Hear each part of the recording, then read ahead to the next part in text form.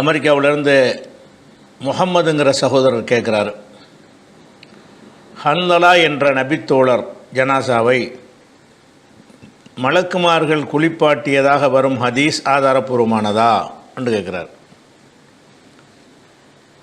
அதாவது உஹது போரில் ஹன்லலா என்கிற ஒரு சஹாபி கொல்லப்பட்டார்.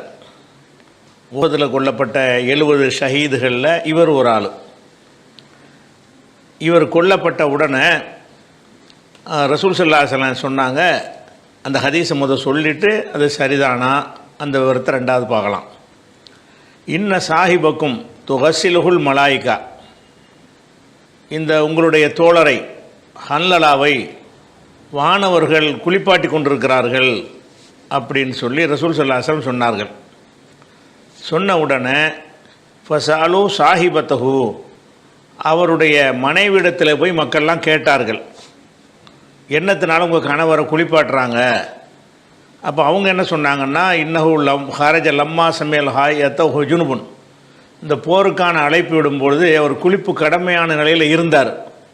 அழைப்பு வந்தவொன்னே அப்படியே குளிக்காமல் கிளம்பி போருக்கு வந்துட்டார் என்று அவங்க மனைவி சொன்னாங்க.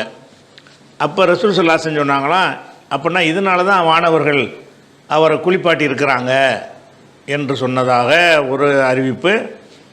இது ஹாக்கிமில், சுனனுல் குப்ரா பைஹக்கியில், இப்னு ஹிப்பானில், இன்னும் சில நூல்களில் இது இடம்பெற்றிருக்கிறது.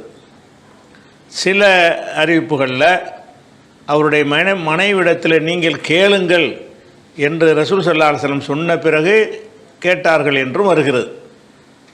ஆக மொத்தத்தில் அவர் கொல்லப்படும் போது குளிப்பு கடமையான ஒரு நிலையில் போர்க்களத்தில் கலந்து கொண்டிருக்கிறார். அதனால் அவரை வானவர்கள் குளிப்பாட்டினார்கள் அப்படிங்கிற கருத்தில் இந்த ஹதீஸ் அமைந்திருக்கிறது. இந்த ஹதீஸ் அறிவிப்பாளர் வரிசை எடுத்து பார்த்தோம்னு சொன்னால் இது ஒரு ஏற்கத்தக்க, ரொம்ப ஆத்தன்டிக்கான ஒரு தரத்தில் இல்லாட்டாலும் ஒரு நடுத்தரமாக ஒரு ஏற்கத்தக்க ஹதீஸ்கள் பலவீனத்தில் வராது. ஏற்கத்தக்க ஒரு அறிவிப்பாளர்கள் வழியாகத்தான் இந்த ஹதீஸ் பதிவு செய்யப்பட்டிருக்கிறது. இதனுடைய அவர் குளிப்பாட்டினாங்க என்கிற ஒரு விஷயத்தில் கருத்து அடிப்படையில் இதில் சில பிரச்சனை இருக்குது. சனது சரியாக இருக்கிறது. இப்படி ரசூல் ஸல்லல்லாஹு அலைஹி வஸல்லம் சொல்லியிருப்பாங்களா, சொல்லி இருந்தால் அதனுடைய சட்டம் என்ன, அந்த விஷயங்களை பற்றி நம்ம என்ன செய்ய வேண்டியிருக்கு, கொஞ்சம் கூடுதலாக ஆய்வு செய்ய வேண்டியிருக்கிறது. அதில் என்ன செய்கிறாங்கன்னா, ரசூல் ஸல்லல்லாஹு அலைஹி வஸல்லம் அவர்கள் இந்த போர்க்களத்தில் கொல்லப்படுறாங்கல்ல, அவங்கள குளிப்பாட்டக்கூடாது என்றே சொல்லி வச்சுருந்தாங்க. போர்க்களத்தில் கொல்லப்பட்டவர்கள் இரத்தக்கரையோடு இருப்பாங்கள்ல, அதுவே குளிப்பாட்டுவதற்கு உள்ள காரணமாக தான் இருக்கிறது. ஆனாலும் நபி ஸல்லல்லாஹு அலைஹி வஸல்லம் அவர்கள் அவங்கள குளிப்பாட்டாமல் அடைக்கிறங்க, உஹதில் கொல்லப்பட்டவங்கள குளிப்பாட்டாமல் அடக்கி வருங்கள் என்று ரசூல் ஸல்லல்லாஹு அலைஹி வஸல்லம் சொன்னதாக புகாரியில் 1347வது ஹதீஸில் இருக்கிறது. அதே மாதிரி நசையில் சொல்லும் பொழுது, அதாவது போர்க்களத்தில் இந்த அல்லாஹ்வுடைய பாதையில் போர் செய்யும் பொழுது யாருக்காவது இரத்த காயம் ஏற்படுச்சுன்னு சொன்னால் அவரை ஜமீலுஹும் பி திமாயிஹிம், அவங்க இரத்தத்தோடவே அவங்கள நீங்கள் என்ன செய்யுங்க, கஃனிடுங்கள். ஏன்னா அல்லாஹ்வுடைய பாதையில் ஏற்படுற எந்த ஒரு காயமாக இருந்தாலும் அதனுடைய லவுனுஹு லவுனு தமி ஓ ரீஹு ரீஹுல் மிஸ்கி, அதனுடைய நிறம் இரத்த நிறமாக இருக்கும். அதனுடைய வாடை கஸ்தூரி மணமாக கியாமத்து நாளில் எழுப்பப்படுவார். இந்த இரத்தக்கரை இருக்கிறது அவசியம். இருந்துச்சுன்னு சொன்னால் ரத்தமாக தெரியும் கியாம நாளில், ஆனால் அதிலிருந்து வாடை கஸ்தூரி வாடையாக வரும் என்று ரசூல் ஸல்லல்லாஹு அலைஹி வஸல்லம் சொன்ன செய்தி, இதுவும் ஆத்தன்டிக்கான ஒரு செய்தி. இது நசையில் இடம்பெற்று இருக்கிறது. அப்போ இந்த அடிப்படையில் பார்க்கும் பொழுது ஒருத்தர் அல்லாஹ்வுடைய பாதையில் கொல்லப்பட்டார்னு சொன்னால் அவரை குளிப்பாட்டு பண்ணினால் இந்த அந்தஸ்து அவருக்கு இல்லாமல் போயிடும். குளிப்பாட்டி இரத்தக்கரையை எடுத்துட்டோம்னு சொன்னால் அந்த ரசூல்லா பர்பஸாகவே குளிப்பாட்டாதீங்கன்னு சொல்கிறாங்கல்ல, சொல்லி அந்த இரத்தக்கரையோடு அடைக்கிறங்க என்றெல்லாம் ரசூல்லா சொல்லி இருக்கிறதுனால இவர் ஏன் போட்டு தேவையில்லாமல் குளிப்பாட்டணும்? குளிப்பாட்டுறது குளிப்பாட்டாமல் இருக்கிறது நல்லது. இவருக்கு மாணவர்கள் மார்க்கத்தில் செய்வதாக இருந்தால் நல்லதானே தேர்ந்தெடுப்பாங்க. இவர் போர்க்களத்தில் இரத்த காயப்பட்டிருக்கிறாரு, இவர் இப்படியே அடக்குவதற்கு தான் வானவர்கள் அவருக்கு உதவி செய்வாங்க. அந்த அடிப்படையில் பார்த்தோம்னு சொன்னால் இப்போ அவரை போய் குளிப்பாட்டினாங்கன்னு சொன்னால் குளிப்பாட்டினால எல்லாம் போயிருந்து தான் அர்த்தம்.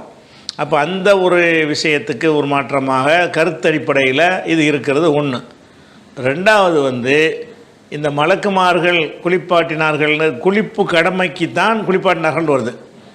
குளிப்பு கடமைக்கு குளிப்பாட்டுவது என்பது வந்து ஒரு எந்த ஒரு குளிப்பாட்டுதல் ஒழுவாக இருந்தாலும் அதுக்கு நீயத்து அவசியம். இது வந்து மூத்தா போன பிறகு குளிப்பாட்டினால அவருடைய குளிப்பு கடமையை நிறைவேற்றினார்னு வராது.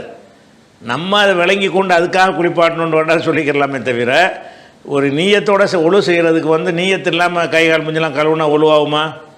ஆகாது.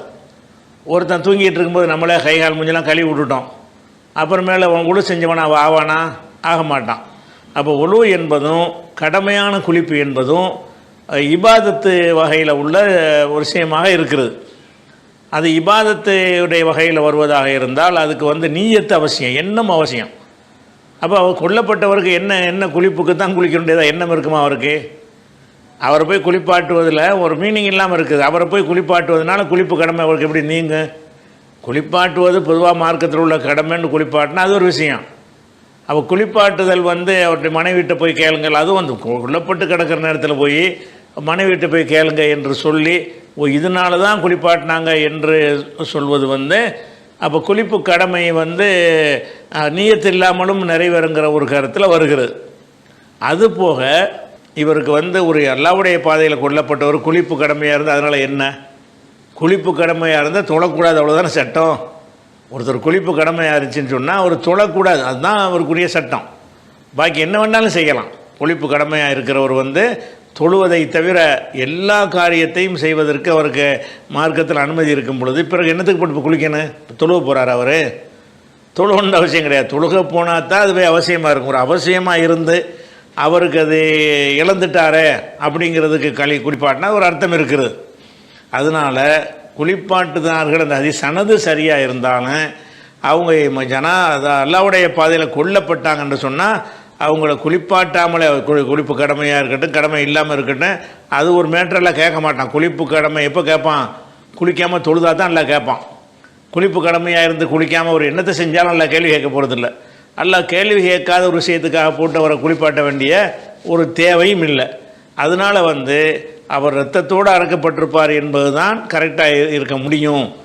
அவர் இல்லைன்னா அது இரத்தத்தினால ஒரு சிறப்பு இருக்குதுன்னு சொல்கிறாங்கல்ல, அதுகளுக்கெல்லாம் ஒரு மாற்றம் அமையுது. அதனால் சனது சரிங்கிற வகையில் அறிவிப்பாளர் சரிங்கிற வகையில் அது இருந்தாலும் அந்த அந்த அதிலிருந்து பெறக்கூடிய சட்டத்தை வச்சு பார்க்கும் பொழுது இது வந்து ஒரு இல்லை நடந்திருக்க முடியாது, ரசூலுல்லாஹ் சொல்லியிருக்க முடியாதுங்கிற சந்தேகம் தான் அதில் வருகிறது.